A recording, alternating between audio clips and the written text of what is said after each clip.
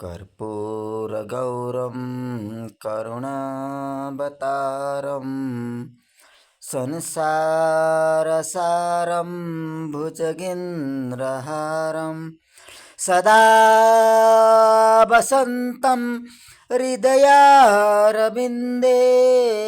भवं भवानी सहितं नमामि।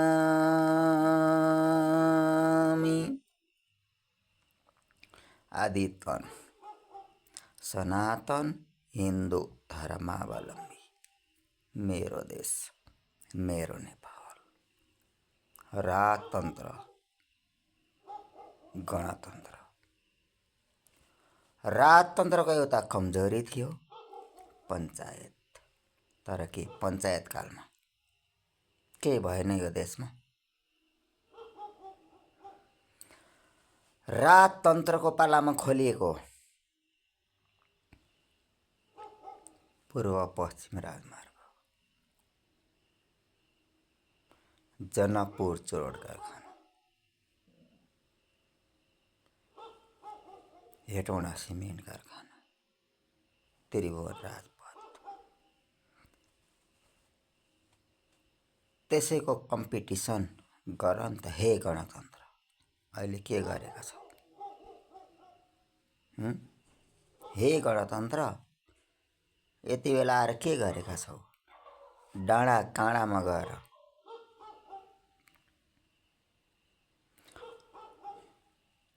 एउटा चिबे चरो भन्ने उदाहरण, चिबेहरू च्याउ च्याउ च्याउ कराउँछ। त्यही चिबे जस्तै जनताहरू छन् यहाँ होइन। कोही एमालेवादी छन्, कोही काङ्ग्रेसवादी छन्, कोही माओवादी छन्, कोही राप्रपा छन्। सबैजना मेरो घरसम्म गाडी आउनु पर्छ भनेर सबैजनाले भन्छन्। अनि त्यहाँ सबैको घरसम्म गाडी पुर्याइदिन्छ हो क्या। हिउँदमा चाहिँ त्यहाँ गाडी सबैको घर घरमा पुग्छ। वर्षा लागेपछि त्यो बाटो बिग्रिन्छ, गाडी पुग्दैन। फेरि अर्को वर्ष अर्को बजेट आउँछ अनि त्यही पुर्याउँछस्। त्यही भएर एउटा पर्मानेन्ट बाटो खोलिदेऊ। मैले कुनै झुट बोलेको होइन, आफ्नो आँखाले देखेको कुरा गरेको हो। म दादेङ केवलपुर बासी एउटा स्थायी बासिन्दा हो। अहिले म काठमाडौँमा बस्छु। तर कुनै छुट्टीको दिन गएर डाँडामा गएर हेर्छु। म माकुराको जालो जस्तो डाँडैभरि बाटो बनाएका छन्। सबैको घर घरमा पुगेको छ बाटो, नपुगेको होइन। म त्यसको विरोधी होइन। आहा सुविधा पाए सबै जनताले, तर त्यो सुविधा भनेको पर्मानेन्ट हुनु पर्यो, सधैँको लागि हुनु पर्यो। किन हुँदैन? किन गर्न सक्दैन? सबैको घर घरमा बाटो पुर्याउनु भने त्यो बाटो एउटा पर्मानेन्ट हुनु पर्यो नि।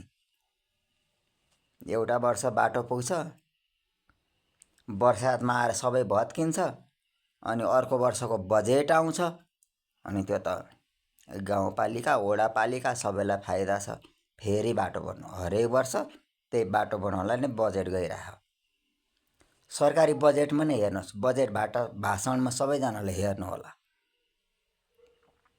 बाटो बनाउनको लागि, यातायातको लागि कति बजेट खर्च हुन्छ यो देशमा वर्षेनी। ए बाबा, घरको दैलोसम्म बाटो पुग्नु पर्दैन, अलिकति तल पुगे नि हुन्छ। सामान ल्यान्छ अलिकति बोकेर जाऊ, घरसम्म पुग्नु त हिँडेर जाऊ। तर एउटा पर्मानेन्ट बाटो, सबैको सुविधा। माकुराको जालो जस्तो बाटो किन खोलिएको? आज नेपालको अग्लो चुचुरामा गएर हेरौँ त, माकुराको जालो जस्तो बाटो देखिन्छ हिउँदमा है। फेरि त्यो वर्षामा गयो भने त त्यहाँ न त खोलाबाडी आउँछ, सबैले बगाउँछ लान्छ, बाटो छैन, केही पनि छैन। गर्न खोजेको चाहिँ के हो यो? हे गाउँपालिका नगरपालिका अध्यक्षहरू, पैसा कहाँबाट आएको छ, कहाँबाट गएको छ?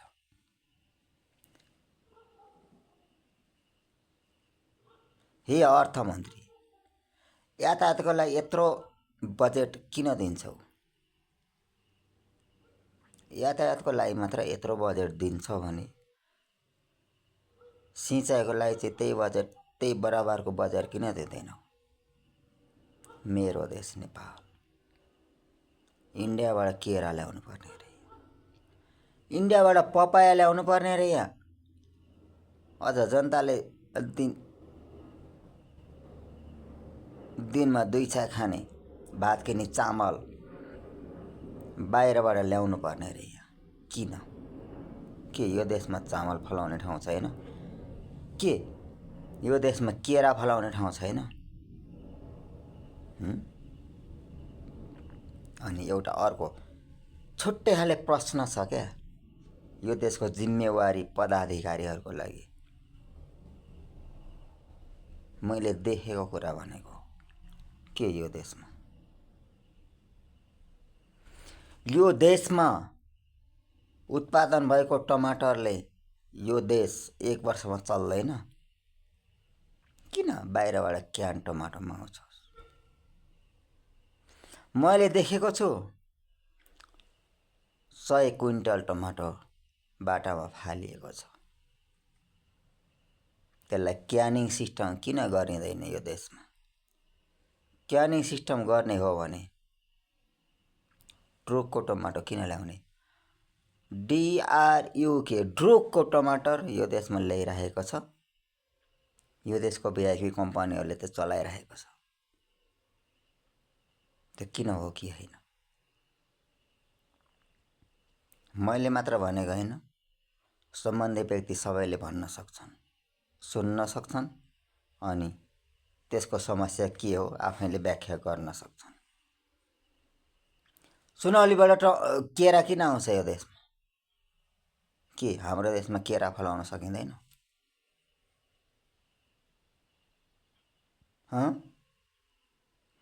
डाँडा काँडाबाट छङछङ बग्ने नदी नाला त यो देशमा छ नि त। नहर खोलेर ठाउँ ठाउँमा हरियाली सिँचाइ किन गर्न सकिँदैन यो देशमा?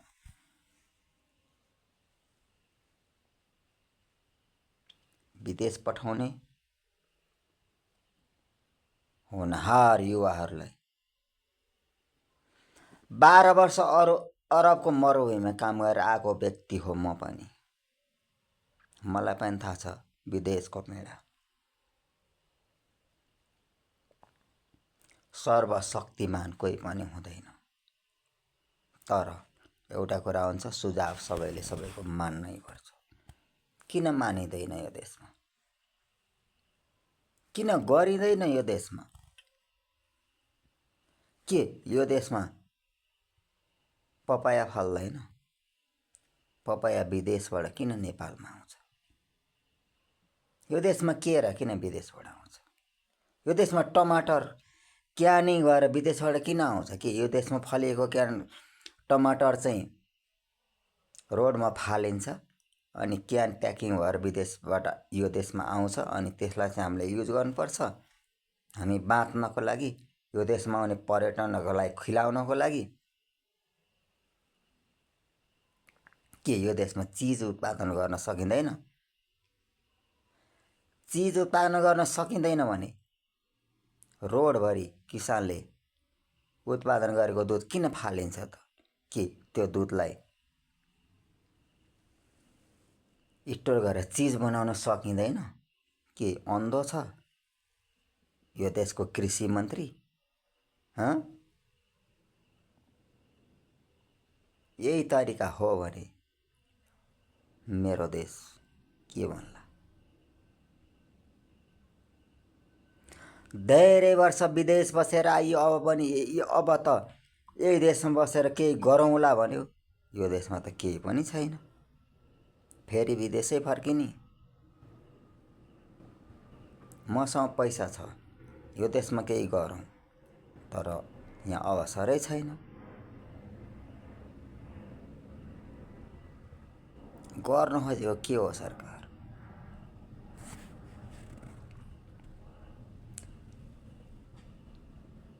त्यही भएर एउटा गीत छ नि, मेरे तो कुछ भी नहीं, सर्वे सर्वा है तो सरकार, जागे तो फिर भी जागना ही मुझको, लेकिन ताकत कुछ भी नहीं है मेरा, हो नहीं है मेरा। बनना है अब तो, बनना है अब तो सरकार है मुझको, दुनिया देखने वाला, दुनिया देखने वाला।